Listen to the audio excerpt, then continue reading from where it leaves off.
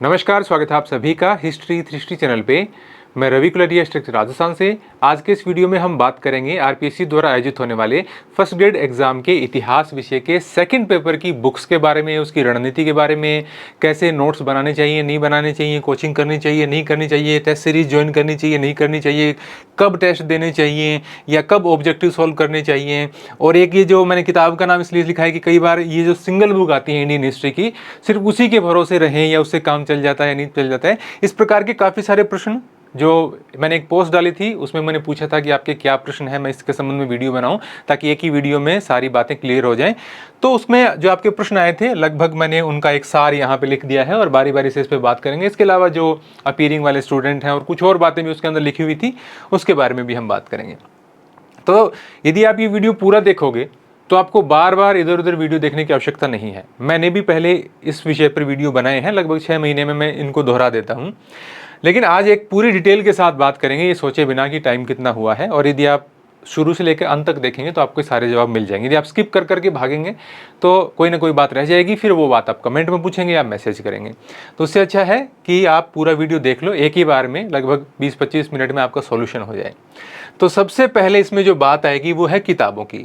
अब आपके सिलेबस में इंडियन हिस्ट्री भी है, वर्ल्ड हिस्ट्री भी है, राजस्थान हिस्ट्री भी है, तो उन सब का मिश्रण है। तो उन सब के बारे में हम किताबों के बारे में चर्चा कर लेते हैं पहले, क्योंकि सबसे बड़ा बिंदु इसका यही है। तो सबसे पहले यदि हम चर्चा करें इसके संबंध में, तो सबसे पहला हमारा पार्ट आता है प्राचीन भारत। अब मैं साथ साथ उन सब किताबों के बारे में चर्चा करूंगा जो मेरे ख्याल से विद्यार्थी पढ़ते रहते हैं, क्योंकि कोई विद्यार्थी कोई किताब पढ़ रहा है। क्योंकि आप जो मैं वीडियो बना रहा हूं तो उसमें देखने वाले विद्यार्थियों में 90% विद्यार्थी वो हैं जिनके पास पहले से किताबें हैं। तो यदि मैं सिर्फ एक एक किताब ही ऐसे ही सजेस्ट कर दूंगा तो उनको लगेगा कि कहीं मेरी किताब कम नहीं रह जाए या मेरा जो सोर्स है वो पूरा है या नहीं है। तो मैं सब किताबों की चर्चा करूंगा और जो नए विद्यार्थी हैं, नए सिरे से किताब लेके पढ़ना चाहते हैं, उनको भी इसमें डील करने का प्रयास करूंगा। कन्फ्यूज नहीं होंगे यदि आप ध्यान से देखेंगे तो। देखो, प्राचीन भारत के अंदर सामान्यतः विद्यार्थी जो किताबें पढ़ते हैं, मैं एक बार सबके नाम लिख देता हूँ। केसी श्रीवास्तव की किताब पढ़ते हैं,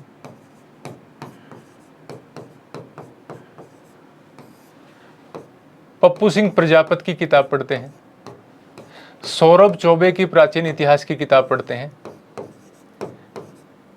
क्योंकि मैं बहुत से विद्यार्थियों से बात करता रहता हूं तो मुझे पता है क्या क्या पढ़ते हैं। एस.के. पांडे की किताब पढ़ते हैं बहुत से विद्यार्थी।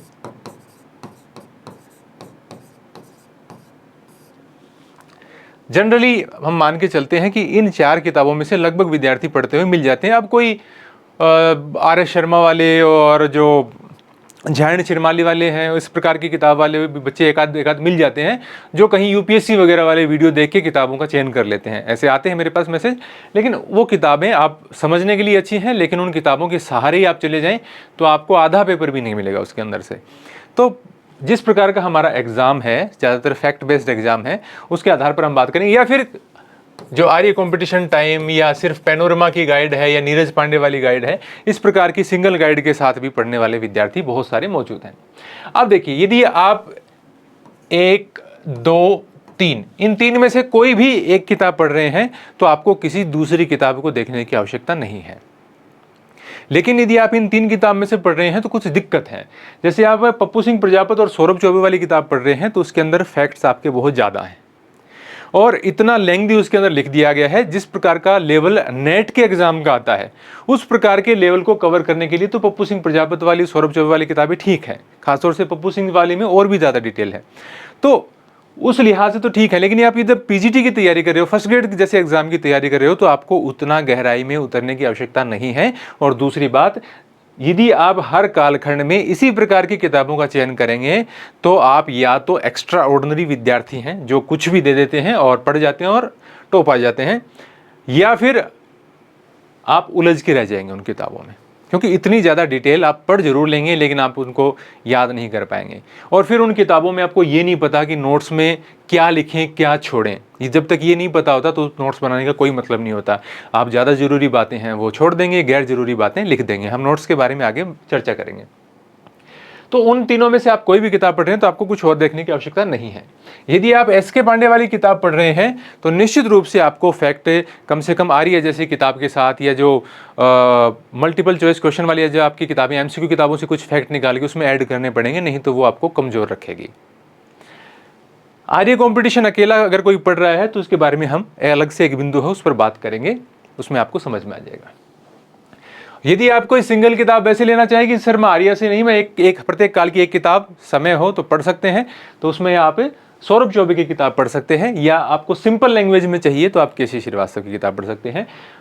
सौरभ चौबे भी डिटेल वाली है, लेकिन पप्पू सिंह प्रजापति में थोड़ी और ज़्यादा डिटेल है, इसलिए मैं पीजीटी एग्जाम के लिए रिकमेंड नहीं कर रहा। हालांकि नेट वगैरह की आप तैयारी कर रहे हैं, असिस्टेंट प्रोफेसर लंबी आपकी तैयारी है, तो आप इस प्रकार की किताबें पढ़ सकते हैं। दूसरे नंबर पर आता है मध्यकालीन भारत।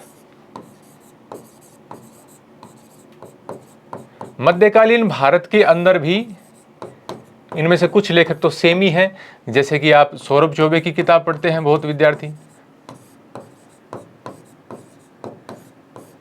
दूसरा, इसमें एलपी शर्मा की किताब कई विद्यार्थी पढ़ते हैं।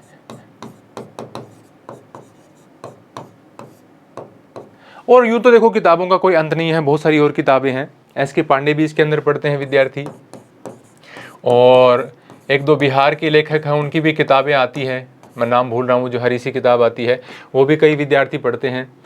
तो इस प्रकार की किताबों के साथ यदि आप जा रहे हैं, इसमें पप्पू सिंह प्रजापति की जो दो किताबें आती हैं, तराइन से पानीपत और मुगलकालीन भारत वाली जो किताब आती हैं दो, वो पीजीटी के लिए पढ़ने के लिए रिकमेंड नहीं की जा सकती, क्योंकि वो दो किताबें काफ़ी भारी भरकम है, उनको आप इसके साथ नहीं जा सकते। कम से कम इस एग्जाम के साथ आप रख सकते हैं वो किताबें। मैं ये कह रहा हूँ, ये इन किताबों में कोई कमी नहीं है। जो टीचर ऑनलाइन पढ़ाते हैं, ऑफलाइन पढ़ाते हैं, उन्हें सब टीचर इन किताबों को रखते हैं, लेकिन वो सिर्फ रेफरेंस देखने के लिए क्या क्या क्या डिटेल, उसमें सारी चीज़ें मिल जाती हैं एक जगह पर।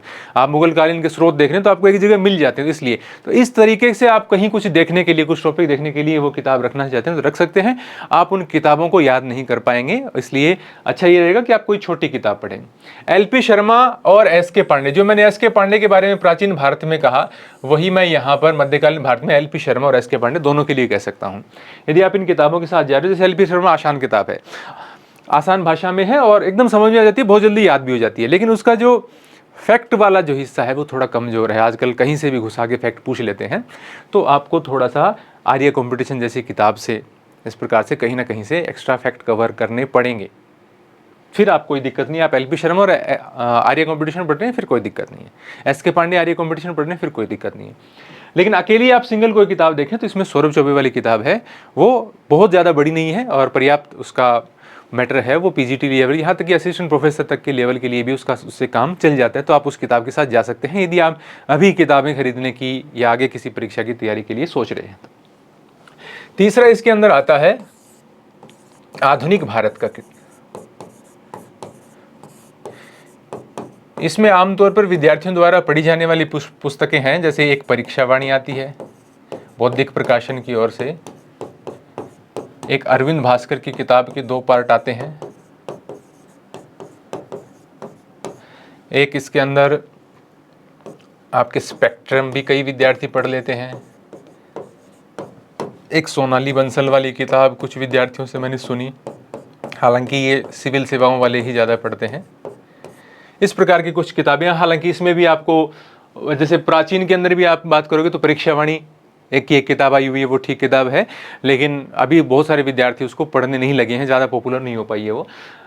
इसमें सोनाली बंसल है, कुछ और किताबों के यदि नाम छूटते हैं, एस के पांडे भी खैर इसके अंदर भी आती है। मैंने ऐसे कई विद्यार्थी देखे हैं जो पहले से तैयारी करते आ रहे हैं, उनके पास है एस के पांडे की तीनों किताबें मिल जाती हैं। तो यहाँ पर सबसे ज़्यादा विद्यार्थी परीक्षावाणी पढ़ते हुए मिलते हैं। अरविंद भास्कर की किताब बहुत सारे विद्यार्थियों के पास है। स्पेक्ट्रम भी पढ़ रहे हैं तो कोई दिक्कत वाली वैसे बात नहीं है, आप साथ में आर्य वगैरह से कुछ और फैक्ट कर सकते हैं, क्योंकि स्पेक्ट्रम में भी काफ़ी सारे फैक्ट हैं। लेकिन जिस प्रकार की आपकी परीक्षा है उसके हिसाब से परीक्षावाणी एक अच्छी किताब है। हाँ, इसके अंदर गलतियां हैं, गलतियां तो किसी भी किताब में मिल जाएंगी, इसमें थोड़ी एक्स्ट्रा है, लेकिन फिर भी इसका विकल्प नहीं मिल पा रहा है। कोई ऐसी किताब जो इस प्रकार से फैक्ट्स को ठीक तरीके से कवर कर ले, वो विकल्प। फिर उसके बाद में विकल्प यही बचता है, अरविंद भास्कर के 2 पार्ट, शानदार किताब है वो, और उनके अंदर गलतियां भी बहुत ही कम है, तो आप उन दोनों पार्ट के साथ जा सकते हैं। उसका जो दूसरा पार्ट है 1857 के बाद वाला, उसके अंदर जो फैक्चुअल इन्फॉर्मेशन है वो एक थोड़ी सारणीबद्ध तरीके से नहीं दी गई एकदम, मतलब जैसे आप किताब देखने में तो ऐसी लगती है कि आप थ्योरेटिकल किताब पढ़ रहे हैं, लेकिन उसके अंदर पढ़ने लग जाते हैं तो इसमें बहुत सारे फैक्ट इफेक्ट आते हैं, उसको याद करने में थोड़ी दिक्कत आती है। कहीं कहीं कुछ टॉपिक्स में डिटेल आपको थोड़ी ज़्यादा मिल जाती है, तो आपको थोड़ा ये आइडिया रखना पड़ेगा कि ये सब मुझे याद नहीं होगा, थोड़ा पार्ट में इसमें से स्किप कर सकता हूँ। नहीं आप सिंगल, क्योंकि इसे 2 पार्ट में आती है, ये सिंगल पार्ट में आती है, इसलिए विद्यार्थी परीक्षा वाणी की तरफ झुकाव ज़्यादा कर लेते हैं। और परीक्षा वाणी की किताब में जो मैटर दिया गया है वो लगभग पर्याप्त है, उससे ज़्यादा पढ़ने की आवश्यकता नहीं होती। नहीं आप इसके साथ में अरविंद भास्कर की किताब रख सकते हैं, आपको जो कई बार जो कन्फ्यूजन वाली स्थिति होती है और होती है तो उसमें से देख सकते हैं। और बहुत से विद्यार्थी जो ज़्यादा पढ़ सकते हैं वो इसके साथ चले जाते हैं और जा भी सकते हैं। बात वही है कि आप रिवाइज कर पाएंगे या नहीं कर पाएंगे, क्योंकि बहुत ज़्यादा समय बचा हुआ हो। यही कोई विद्यार्थी ऐसा सुन रहा हो जो अभी योग्य नहीं हुआ है और कभी सोच रहा है कि 2-3 साल बाद में कोई परीक्षा दूंगा, उन विद्यार्थियों के लिए इस प्रकार की किताबें ज़्यादा बेहतर होती हैं। तो यहाँ यदि मैं उस हिसाब से बात करूँ कि पहले से विद्यार्थी कौन से पढ़ रहे हैं, नए कौन से पढ़ रहे हैं, तो मेरे हिसाब से मैंने सारी बातें इसमें क्लियर कर दी है। नहीं तो सिंगल किताबों में आप जैसे केसी श्रीवास्तव या सौरभ चौबे ले सकते हैं, यहाँ पर सौरभ चौबे ले सकते हैं, यहाँ पर परीक्षा वाणी ले सकते हैं। फिर इसके अंदर बात आती है विश्व इतिहास की।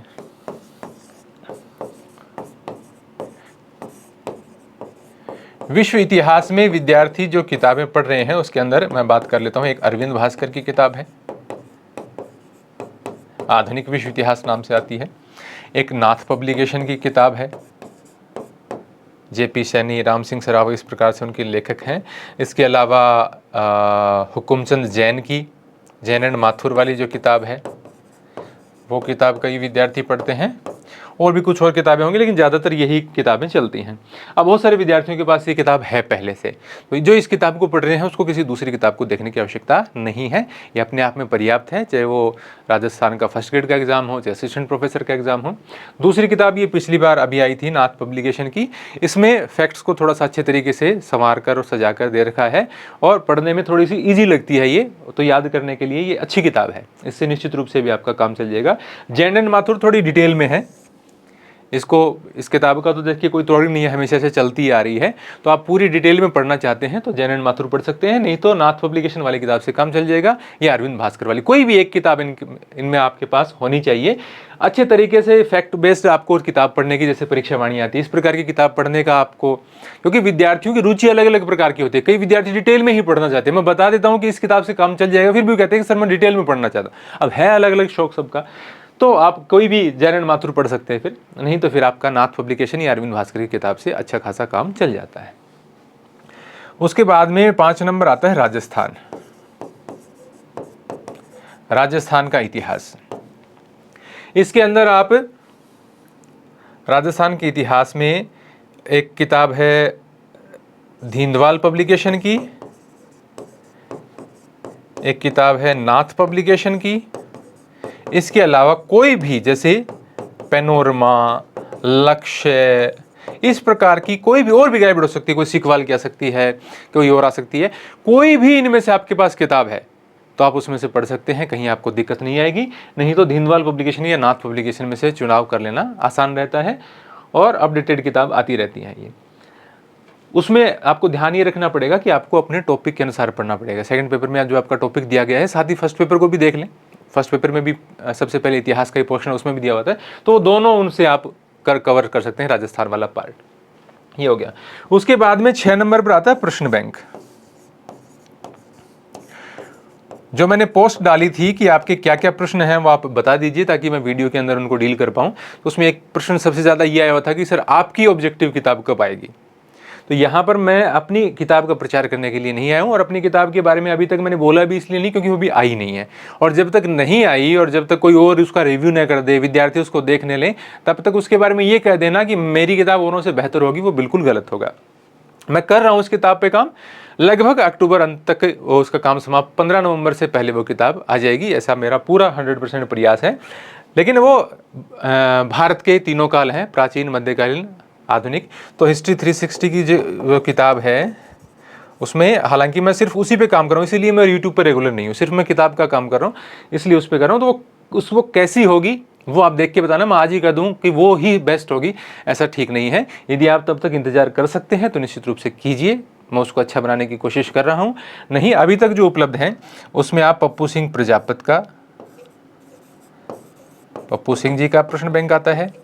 देखो मैं सबका नाम लिख देता हूँ, विद्यार्थियों के पास क्या क्या है। यूथ का आता है।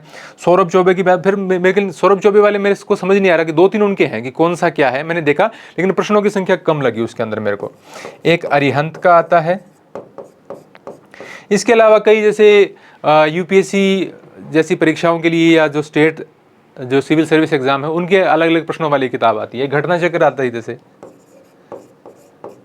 इस प्रकार के कई प्रश्न में आते हैं। घटना चक्र प्रश्न काफी कम है। अरिहंत टॉपिक वाइज नहीं है और पिछले कई 2-3 साल से उनका नया एडिशन भी नहीं आया है। टॉपिक वाइज नहीं है, वो मिक्स उसमें क्वेश्चन मिले। अरिहंत की जो एक टॉपिक वाइज आती है वो जो स्टेट पीसीएस और जो यूपीएससी वाले सवाल है उनकी एक अलग टॉपिक वाइज आती है, लेकिन उसमें भी प्रश्नों की संख्या बेहद कम है और निश्चित रूप से आप बिल्कुल संतुष्ट नहीं होंगे उस किताब से।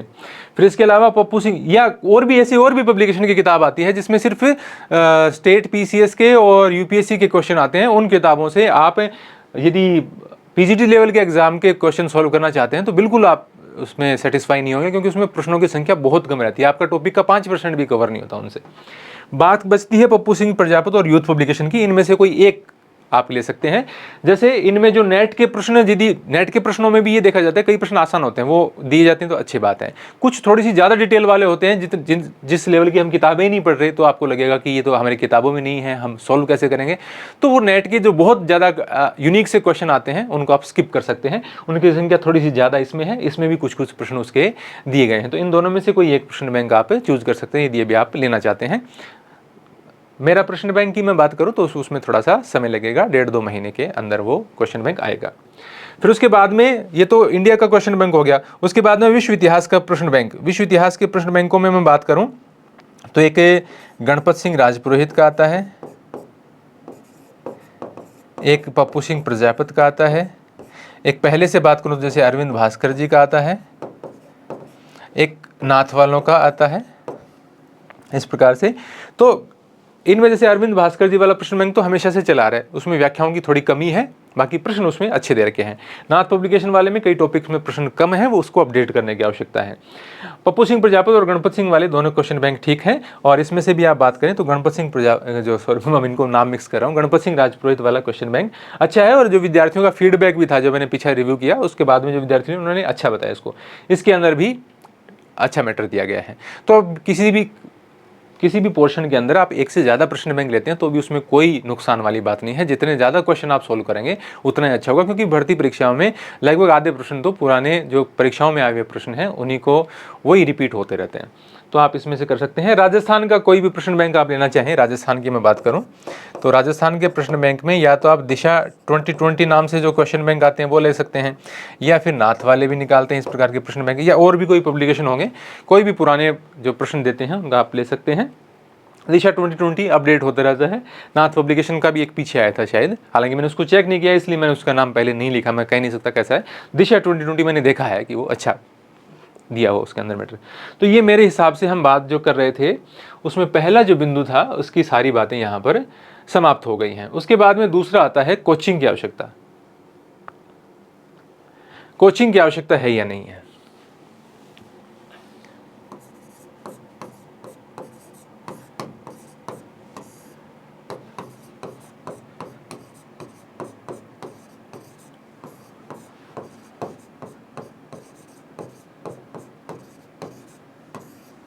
ये एक मुख्य प्रश्न रहता है विद्यार्थियों का, कोचिंग की आवश्यकता है या नहीं है। अब ऑफलाइन कोचिंग क्या है कि यदि आप किसी ऐसे इलाके में रहते हैं जहाँ पर बढ़िया कोचिंग्स हैं, बड़े शहर में आप या उसके आसपास गांव में रहते हैं जहाँ आप आ जा सकते हैं, तो फिर भी आपका काम चल जाता है। नहीं तो आपका खर्चा बहुत लगता है इसके अंदर। कि आप जैसे हनुमानगढ़ के पास किसी गांव के निवासी हैं और आप जोधपुर या जयपुर या इस प्रकार के किसी बड़े शहर में जाके या सीकर आप तैयारी करने जाना चाहते हैं, तो आपका निश्चित रूप से आपकी फ़ीस भी लगेगी, आपका रहने खाने का खर्चा भी लगेगा। और जब तक वो 5-6 महीने में आपका कोर्स पूरा होगा तब तक जाते जाते नाना करते आप 1 लाख रुपये के करीब आपका खर्चा बैठ जाता है। तो वो एक बहुत मतलब लग्जरी वाला बात हो जाता है। जिनके पास काफ़ी पैसा है वो तो अफोर्ड कर पाते हैं, नहीं तो मुश्किल हो जाती है। और उसका कोई ऐसा विशेष फ़ायदा हो वो मुझे लगता नहीं। कई बार ऐसा होता है कि गृहिणियां हैं, घर में काम जो पढ़ने का है वो पूरा समय नहीं मिल पाता, काम ज़्यादा हो जाता है वो उससे बच भी नहीं पाते और फिर पूरा तैयारी भी नहीं कर पाती, और उनमें ये रहता है कि हमारी यदि हम ऑफलाइन कर लेते कोचिंग तो हमारा अच्छा रहता। तो वैसे लोग जा सकते हैं ऑफलाइन कोचिंग के लिए, लेकिन उनको देर नहीं करनी चाहिए।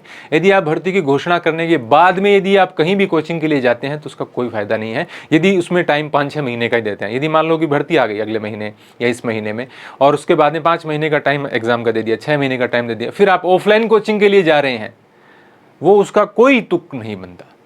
फिर आप 4 महीने 5 महीने तक वो कोर्स लिखाते रहेंगे, आप नोट्स बनाते रहेंगे, उसका रिवीजन कौन करेगा? जब तक 5-5, 7-7, 8-8 बार रिवीजन नहीं होता तब तक चीज़ें स्थायी नहीं होती दिमाग में, और वो प्रश्न कन्फ्यूजन में रह जाते हैं, गलत होते हैं। तो वो बाकी आपकी मर्जी, आप क्या चाहते हो। ऑनलाइन कोचिंग अच्छा विकल्प है इन दिनों में, और उसमें ये भी बात है कि आपका ज़्यादा खर्चा नहीं लगता। 5,000, 10,000, 15,000 में आपको सेकंड पेपर का 5 से 10,000 रुपये के बीच में सेकंड पेपर का कोर्स मिल जाता है लगभग सभी प्लेटफॉर्म्स पर। जो भी आप बड़े प्लेटफॉर्म की बात करें उसके अंदर मिल जाता है। यदि आपको कोर्स ही लेना है तो आप ऑनलाइन कर सकते हैं अपनी सुविधा अनुसार, और अपनी क्लासें आप अपने तरीके से मैनेज कर सकते हैं, कभी भी उनको देख सकते हैं। लेकिन उसमें भी आपको खुद का टाइम टेबल बनाना चाहिए, रेगुलरिटी, कि मैं इतने घंटे की क्लास रोजाना लूँगा, और उसके यदि आपको नोट्स बनाने हैं तो आप रेगुलर बनाएं, नहीं तो उसका कोई तुक नहीं है। अब इसके अंदर भी विद्यार्थी पूछे कि कहाँ करें। अब देखिए, ऑफलाइन कोचिंग कहाँ कहाँ कैसी है उसका पूरा अनुमान नहीं लगाया जा सकता, क्योंकि मैं यहाँ बैठ कर ये कहूँ कि वो अच्छा पढ़ाता है, वो अच्छा पढ़ाता है, जब तक नहीं देखा हो तब तक संभव नहीं है। ऑनलाइन कोचिंग की बात करें तो जैसे गणपत सिंह जी राजपुरोहित का जो इंस्टीट्यूट है, ऑनलाइन इंस्टीट्यूट, उसमें वो अच्छा पढ़ाते हैं। इसके अलावा जैसे रवि फगड़िया हैं सीकर के, उनका एक ऐप है, उस पर वो अच्छा पढ़ाते हैं। कलाम कोचिंग वालों में भी उनका एक टीचर है, वो भी अच्छा पढ़ाते हैं। उत्कर्ष में भी अच्छा पढ़ाते हैं। तो इस प्रकार की जो ये प्लेटफॉर्म में आप ले सकते हैं। इसमें भी बिना किसी डाउट के ये माना जा सकता है कि जो गणपत सिंह जी राजपुरोहित हैं उनका जो कोर्स है वो सबसे ज़्यादा पॉपुलर रहता है, पिछले एग्जाम के दौरान भी रहा है, अभी भी। और जो विद्यार्थियों के प्रश्न भी आते हैं कि यदि हम उन्हीं का कोर्स ले रहे हैं तो हमें और क्या पढ़ना चाहिए, ये वही सर बता सकते हैं जो पढ़ा रहे हैं, क्योंकि उनको ही ज़्यादा बेहतर है कि उन्होंने कितना कवर किया है। मैंने उनके कुछ वीडियो देखे हैं, और कुछ मैंने, जो मेरा भी एक रिश्तेदार है उन्होंने भी एक कोर्स ले रखा था, तो मैंने उसके कुछ डिटेलिंग देखी थी कि क्या वो पढ़ा रहे हैं। हालांकि वो संभव नहीं हो पाता कि पूरे सभी टॉपिक देख पाएँ कि वो किस प्रकार से पढ़ा रहे हैं, लेकिन सबसे ज़्यादा नो डाउट उनका कोर्स पॉपुलर रहता है। लेकिन कोर्स लंबा है, और कोई भी बनाएगा थोड़ा 150 वीडियो का अंतर आ सकता है, उसकी जो लंबाई है कोर्स की वो ज़्यादा है। तो आपको 500-600 घंटे के यदि वीडियो देखने हों, तो यदि आप उनका कोर्स लेना चाहें, उस प्रकार का कोई कोर्स, तो आप ध्यान रखें कि आप समय से लें,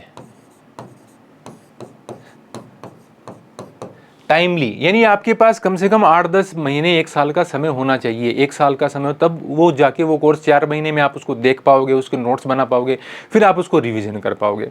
तो यदि आप गणपत सिंह जी वाला कोर्स लेना चाहते हैं तो आपको वैकेंसी आने का इंतजार नहीं करना चाहिए। यदि वैकेंसी आ गई और उसके बाद में यदि मेरे को कोई भी विद्यार्थी पूछता है कि गणपत सिंह जी का या कोई और सर हैं उनका कोर्स 6 महीने एग्जाम में बचे और आप मुझे कहेंगे कि मैं उनका कोर्स लेकर अब तैयारी कर लूँ क्या, तो मैं हमेशा मना करूंगा उस बात के लिए, क्योंकि 4-4, 5-5 महीने कोर्स देके वीडियो बनाने में लग जाते हैं। फिर आप उनका रिवीजन कब करोगे, कब आप ऑब्जेक्टिव की प्रैक्टिस करोगे, फिर साथ में आपका फर्स्ट पेपर भी है, तो फिर आपको उसका जितना फ़ायदा मिलना चाहिए वो नहीं मिल पाता है, और लास्ट में जाके आपके ये हो जाता है कि मुझे याद नहीं रह रही चीज़ें, फिर वो घबराहट होने लगती है। तो यदि आप गणपत सिंह राजपुरोहित जैसे सर का कोई कोर्स लेना चाहते हैं तो अभी लीजिए। ऐसा तो है नहीं कि भर्ती 2 साल नहीं आएगी, ऐसा नहीं है। 1 महीना लग जाएगा, 2 महीना लग जाएगा, ज़्यादा लग करेंगे 3 महीना लग जाएगा, फिर उसके बाद में 6 महीने में, 8 महीने में वो डेट आ जाएगी। मामला वही है 10-12 महीने का। अगले साल दीपावली से पहले सब कुछ निपट जाना है। तो उस स्थिति के लिए अपने आप को तैयार रखने के लिए जो गणपत सिंह राजपुरोहित के कोर्स के बारे में जिन बच्चों ने क्वेश्चन पूछा था उनको मैं बता दे रहा हूँ, आपको लेना है तो अभी लीजिए। और नहीं, किताबों से पढ़ के भी बच्चे सेलेक्ट होते हैं, आप किताबों से पढ़िए। यदि आप वेट करें कि मैं 3 महीने बाद या 2 महीने बाद या दीपावली पे या सितंबर के लास्ट में जब भर्ती आएगी तब मैं सोचूंगा उसके बारे में, तो आपका टाइम निकल रहा है। तो फिर आप कोई दूसरी रणनीति अपनाएं। कोर्सेज लेके ऑनलाइन ऑफलाइन कोचिंग करनी है तो अभी करनी है, उसको भर्ती का जो कैलेंडर आ जाता है उसके बाद में करने का कोई मतलब नहीं है। तो ये मैं यहाँ पे कहना चाह रहा था। ऑनलाइन और ऑफलाइन कोचिंग करने वाले ही सिलेक्ट होते हैं, ऐसा बिल्कुल भी नहीं है। आधे से ज़्यादा विद्यार्थी जो कहीं नहीं पढ़े होते, सिर्फ घर पे पढ़ते हैं, वो सेलेक्ट होते हैं। यदि आपको कोचिंग करनी है, मैंने आपको बताया कि ऑफलाइन कोचिंग किसको करनी चाहिए, और ऑनलाइन कोचिंग तो कोई भी कर सकता है, लेकिन यदि आपको ज़रूरत महसूस हो तो करें, लेकिन समय से उसकी शुरुआत करें। जब टाइम बचा हुआ है अभी उसका सही समय है। उससे भी 2 महीने पहले जैसे जो कर रहा है वो और भी बढ़िया है। लेकिन आप जितना ज़्यादा देर करेंगे उससे होने वाला फ़ायदा उतना ही कम होगा, और ज़्यादा देर करेंगे तो इससे फ़ायदे की बजाय आपको नुकसान हो जाएगा। तो ये कुछ बातें थी, मुझे नहीं पता कि मैं कितना इफेक्टिवली इनको बता पाया हूँ। और उसके बाद में अपना अगला पॉइंट क्या था, टेस्ट सीरीज का महत्व और सही समय। अब इसमें भी ऑफलाइन टेस्ट सीरीज बड़े शहरों में मिल जाती हैं, हमारे जैसे छोटे इलाकों में रहने वाले विद्यार्थियों के लिए वो उपलब्ध नहीं हो पाती हैं। तो आप ऑनलाइन टेस्ट सीरीज ज्वाइन कर सकते हैं, लेकिन उसमें भी आपको ये है कि कोई ज़रूरत नहीं है। यदि मैं ये कहूँ कि उसके बिना काम ही नहीं चलेगा, ऐसा नहीं है। यदि आप टॉपिक वाइज टेस्ट सीरीज लेना चाहें तो आप किसी भी प्लेटफॉर्म की ले सकते हैं, हमारे प्लेटफॉर्म पर भी चलती है, और मैंने उस टेस्ट सीरीज में बहुत ज़्यादा मेहनत की थी।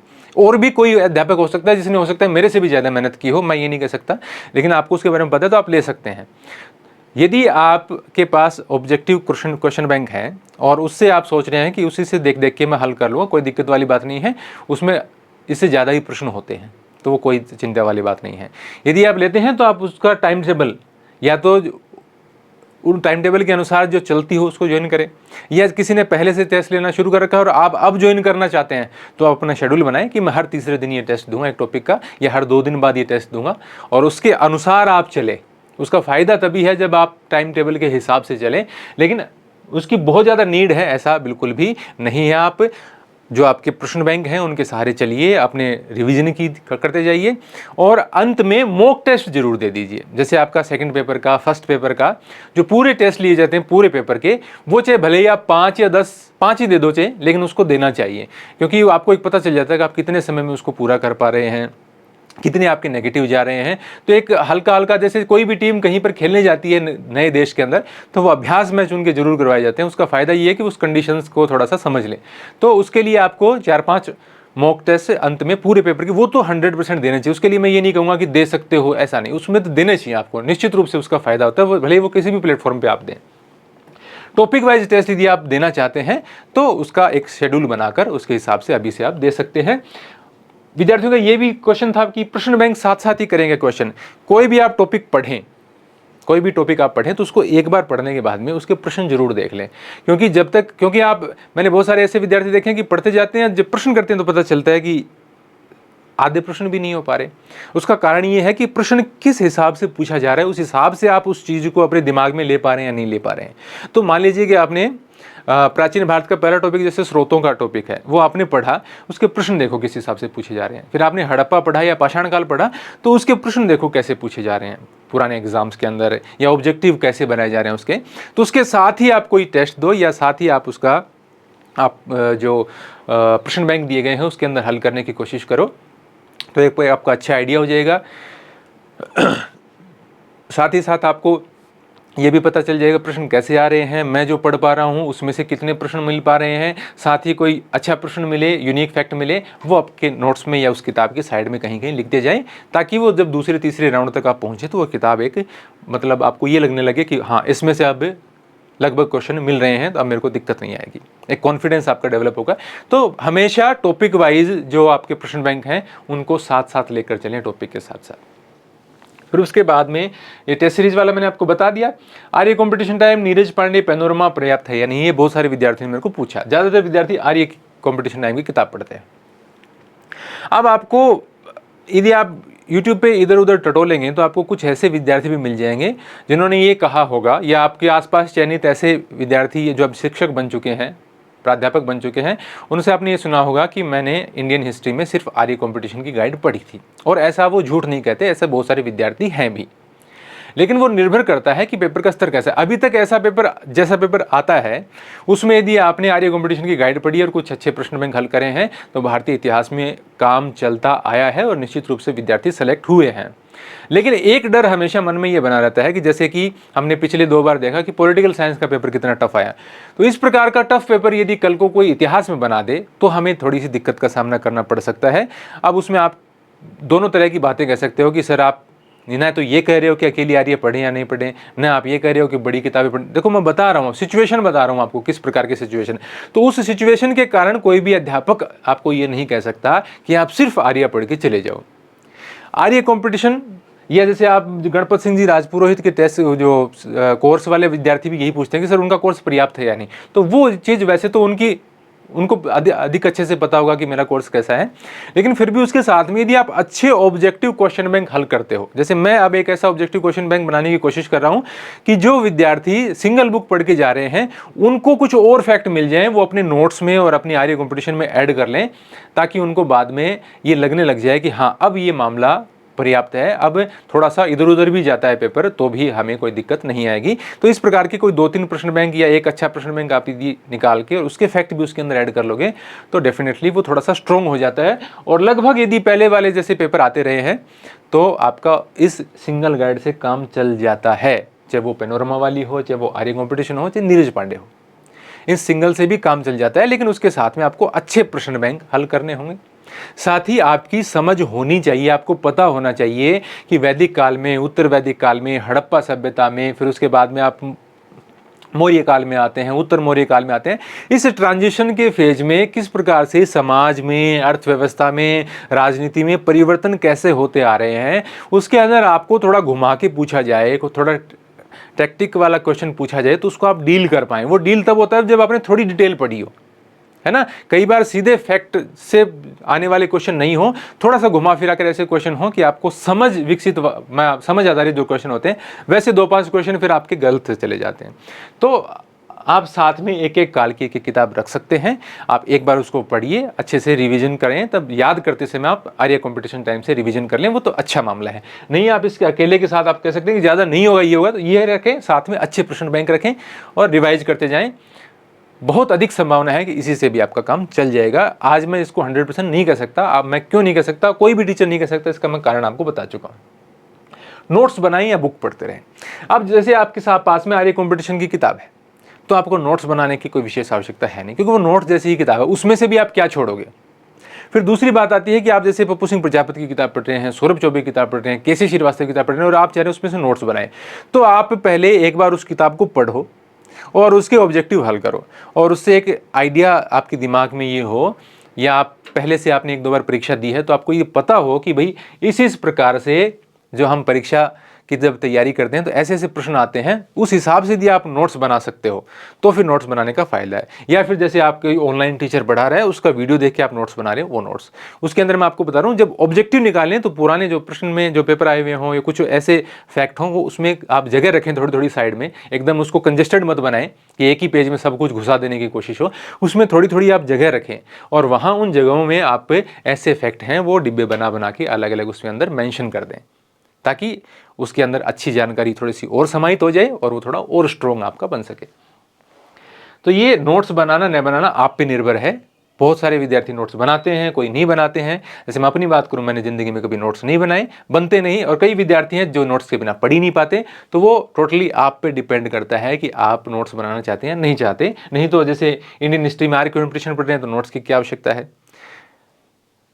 तो ऐसी किताबें भी आजकल उपलब्ध हो जाती हैं जिसके अंदर जैसे आर्य कंपटीशन, वो नोट्स जैसी 600 के पेज के आसपास की किताब है, तो उसमें क्या अलग से और नोट्स बनाने। तो नोट्स बनाने की आवश्यकता यदि आपको लगती है कि आप नोट्स की आदत है, आपको कई विद्यार्थियों को आदत होती है नोट्स से पढ़ने की, तो आप बना लीजिए। और परीक्षा, मैं जैसे आप पहले भी बता रहा हूँ, भर्ती आने के बाद में नोट्स वगैरह बनाने वाला काम नहीं होता, वो तो पहले ही होता है। तो पहले से बना के आपने तैयार रखिए रिविजन के लिए। नहीं तो आप इस प्रकार की जो शॉर्ट किताबें हैं, थोड़ी सी नोट्स टाइप की जो किताबें हैं, उनके सहारे आप जा सकते हैं। तो मेरे हिसाब से लगभग इसमें बात की। एक जो विद्यार्थियों के प्रश्न रहता है कि हम जैसे बीएड फाइनल ईयर में अंदर हैं या एमए फाइनल हम कर रहे हैं, तो क्या हम इस आने वाले एग्जाम के लिए एलिजिबल हो पाएंगे नहीं हो पाएंगे, इसका किसी को कुछ आइडिया नहीं है। पहली बात तो देखो, अपीयरिंग के जो स्टूडेंट हैं उनको मौका मिलता है, लेकिन आप होने चाहिए लास्ट साल में। जैसे आप बीएड कर रहे हैं तो उसके लास्ट साल में होने चाहिए, यदि आप एमए कर रहे हैं तो उसके लास्ट यानी फाइनल ईयर के अंदर होने चाहिए। यदि एग्जाम के फॉर्म जब निकलते हैं और आप प्रीवियस में हैं तो आप उसमें अप्लाई नहीं कर सकते, वो तो फिर आजकल उसमें तो कार्रवाई और होती है। तो आप फाइनल ईयर में हैं तो वो आप अप्लाई कर सकते हैं। नियम क्या है कि जिस दिन एग्ज़ाम शुरू होंगे फर्स्ट ग्रेड के, उस दिन तक आपकी योग्यता पूरी हो जानी चाहिए, यानी आपकी एमए पूरी हो जानी चाहिए, रिजल्ट आ जाना चाहिए। आपका बीएड कर रहे हैं, फाइनल ईयर है, तो बीएड का रिजल्ट आ जाना चाहिए, तभी आप उसके अंदर पात्र माने जाएंगे। अब फिर विद्यार्थियों के कह रहे हैं कि कोई कोटा ओपन से पढ़ रहा है, कोई कहीं से पढ़ रहा है कि मेरी तो अगस्त में पूरी होगी, मेरी तो सितंबर 2025 में पूरी होगी, तो अभी उसका 50-50 आप मान सकते हो। हालांकि ज़्यादा संभावना ये है कि अगले साल सितंबर अक्टूबर तक परीक्षा हो, लेकिन मान लीजिए कि इस महीने के अंत तक ही यदि भर्ती परीक्षा आ जाती है तो हो सकता है डेट जून के आसपास की भी दे दी जाए। वैसी स्थिति में फिर आप मेरे को ये कह दोगे सर आपने तो कहा तैयारी कर लो। तो इस बात का किसी के पास भी जवाब नहीं है। इस बात का जवाब तभी मिलेगा जब भर्ती आएगी और उसके अंदर जब बाद में आपकी डेट की घोषणा होगी, तभी पता चल पाएगा कि आप एलिजिबल होंगे या नहीं होंगे। आज ही आपको कोई 100% श्योरिटी के साथ नहीं बता सकता। अगर मेरे पास और भी आपके लिए कोई संतुष्टि देने वाला जवाब होता तो मैं ज़रूर देता, लेकिन इसकी सच्चाई यही है। अब कुछ और जो प्रश्न हैं कि मैं कैसे मैनेज करूं तैयारी को और किस प्रकार से आगे बढ़ूं, जॉब के साथ कैसे करूं, ऐसे बहुत सारे प्रश्न होते हैं जिनको किसी नॉर्मल वीडियो के अंदर या जैसे फर्स्ट पेपर का मैं बनाऊंगा। आप बता देना, यदि मैंने पहले बनाया था फर्स्ट पेपर का कुछ महीनों पहले, यदि आपको लगता है कि फर्स्ट पेपर का दोबारा एक वीडियो बनाया जाना चाहिए तो आप कमेंट करके मुझे बता देना। मैं कोशिश करूँगा एक वीडियो उसका भी बना दूँ। नहीं तो मुझे लगता है कि आज मैंने अच्छे तरीके से इस पर पूरी बात की है। आपको वीडियो कैसा लगा है कमेंट करके ज़रूर बताएं। धन्यवाद।